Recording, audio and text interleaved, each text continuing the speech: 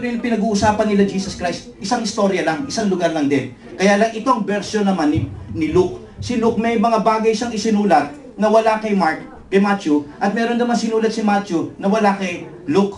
Ito po ang version ni Luke sa verse na pinasa natin sa sa there will be earthquakes and famine. Sabi ni Luke chapter 21 verse 25. Tingnan po ninyo. There will be signs in the sun, moon, and stars. Ewan ko kung nagbabasa kayo ngayon. Lately, di ba lumabas yung tinatawag na supermoon? Alam niyo yung supermoon? Yung supermoon, mga kapatid, sabi ng mga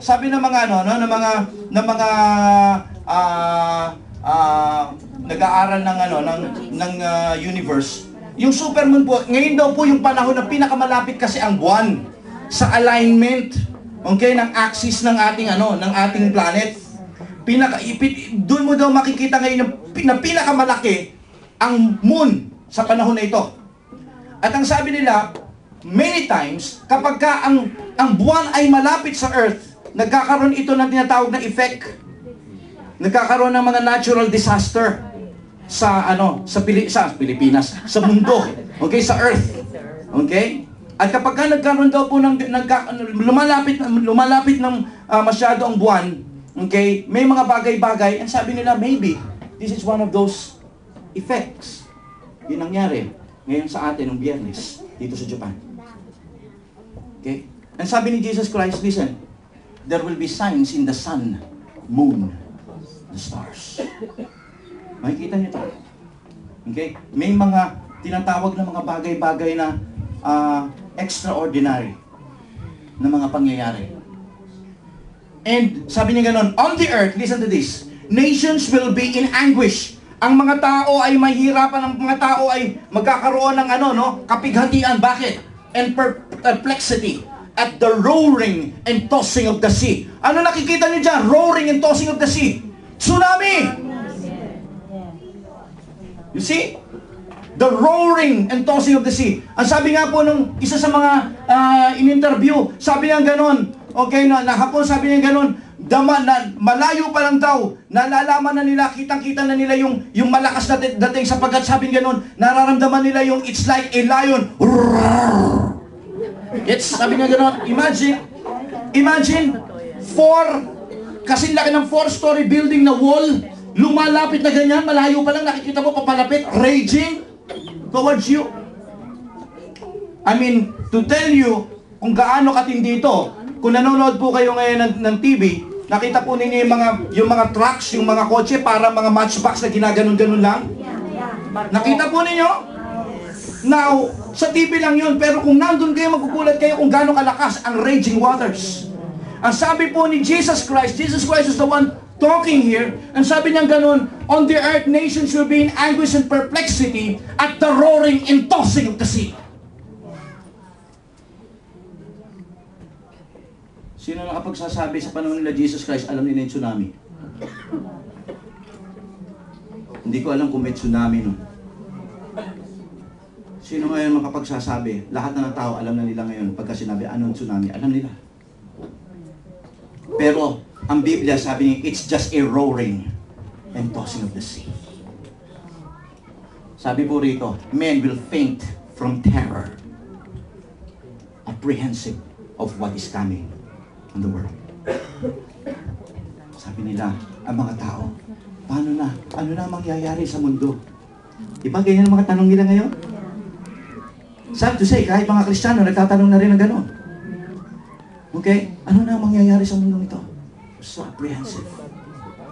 Paano na pagka nangyari uli? Paano na kung dumating yung the big one? Ano na mangyayari? Sabi ni Jesus Christ, huwag kang magalala, don't be alarmed. It should be and it must happen. Sapagkat hindi ako darating kung hindi mangyayari yan. Kaya don't be alarmed. Maaring nakakatakot. Maaring siguro tayo rito, magkakahiwalay tayong madadala kung ano man yung mga bagay na darating na yan. Pero ang sabi ng salita ng Diyos, huwag kayong mag-alala, meron tayong machiawa si Tokoro. Amen? Amen. Amen. Meron tayong meeting place. And that is heaven. Amen. Kaya sabi nga, huwag kayong matakot, palakpakan po natin ng Panginoon. We're so blessed. You see? Meron tayong ganon. I know. Okay? Kung ano man yung mga bagay na kinatatakutan natin, that's only for a while. Once na naintindihan mo na anyway, God, let your will be done. Ang importante, I am now ready to meet you, my Lord. And that will give you the perfect peace that the world cannot know. You will see people shouting in fear. But it will not happen to you. Because you're very much happy and ready, okay, to meet your God. Lakpakan po natin ating Panginoon. Hallelujah. Now, pinag-usapan po natin itong bagay na ito. People are in terror, everything. Alam natin yan. Now, hindi lamang, dito po sa Luke chapter 21, may binanggit din po rito si Dr. Luke na hindi binanggit ni Apostle Matthew. Okay? Ano sa dito sa verse 11 ng Luke 21, tingnan po ninyo, sabi rito ni Jesus Christ. There will be great earthquake, sinabi ni Matthew. Famines, sinabi rin niya ni Matthew, right? Pero ito, sabi niya gano'n. And pestilence. Alam po ba niyo yung pestilence ang ibig sabihin nito? Ang pestilence po, ang ibig ko sabihin niya sa dictionary ay infectious disease. Okay? Okay? Mga infectious disease yan. Now, yung pong pagka sinabing peste, alam natin ito. Pagka sinabing yung aking mga alagang manok na peste, alam mo ibig sabihin niyan lahat yan namatay. Okay, walang ano yan, walang matitira diyan. Yan ang peste, infectious disease. Okay? And listen, pakinggan niyo po mabuti. Okay? Alam niyo po ba in the recent years, lahat na ng klaseng sakit na hindi nakikilala ng mga tao 20 years ago ay lumabas na ngayon. 30 years ago, hindi nila kilala. Sino ba nakakaalam ng AIDS? Okay? Sino ba nakakaalam ng SARS?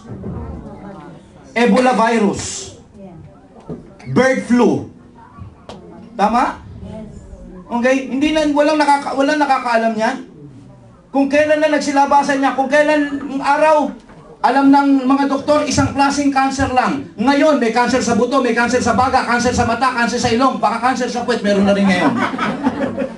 I mean, lahat na ng klaseng tama. I mean, gusto ko maunawaan natin mga kapatid ko, na lumalabas na lahat. Cancer sa bulsa. Okay? Ayun, usong-uso ngayon yan, yung cancer sa bulsa. Okay? Okay, lahat nagkaka-cancer na. I mean, gusto kong isipin natin dito mga kapatid ko, this is what the Bible says, pestilence. Okay? Mga sakit na talagang, sobrang nakakahawa. Okay? Ito pong sabi ng World Health Organization. In 1995, the World Health Organization said, the world is ripe for super plagues. Super plagues! Kanina pinag-uusapan lang natin, super earthquake, super typhoon.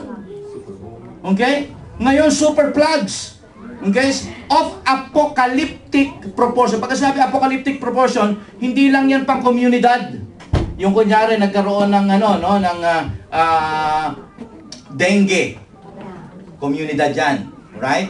Yung marurumi siguro yun yan, mga nasa squatters and everything, no? Yan, yan. Komunidad yan. Okay? Na peste o pestilence. Pero pagka sinabing apocalyptic proportion, you're not talking about towns or cities.